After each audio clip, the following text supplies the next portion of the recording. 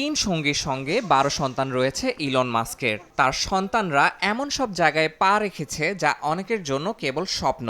বিদেশি নেতাদের সঙ্গে বৈঠক থেকে শুরু করে স্পেস লঞ্চের কন্ট্রোল রুম পর্যন্ত সর্বত্রই তারা বাবার সহচর।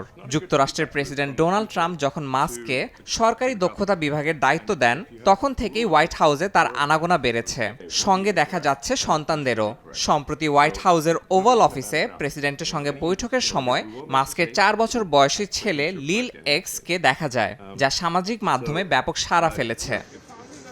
শুধু হোয়াইট হাউস নয়, মাস্কের সন্তানদের দেখা গেছে তুরস্কের প্রেসিডেন্টের সঙ্গে বৈঠকে। প্রেসিডেন্ট এরদোয়ানকে দেখা যায় তার সন্তানকে ফুটবল উপহার দিতে। এছাড়া চলতি সপ্তাহেই ভারতের প্রধানমন্ত্রী নরেন্দ্র মোদীর সঙ্গে বৈঠকে মাস্কের সঙ্গে ছিলেন তার ৩ সন্তান।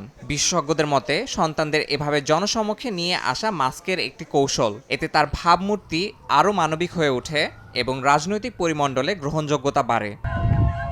সন্তানদের উপস্থিতি অনেক সময় মূল ইস্যুগুলো থেকে দৃষ্টি সরানোরও কাজ করে। বিশেষ করে মাস্ক এবং ট্রাম্প উভয়ের জন্যই এটি কার্যকর একটি কৌশল হিসেবে কাজ করছে বলে মনে করছেন রাজনৈতিক বিশ্লেষকরা।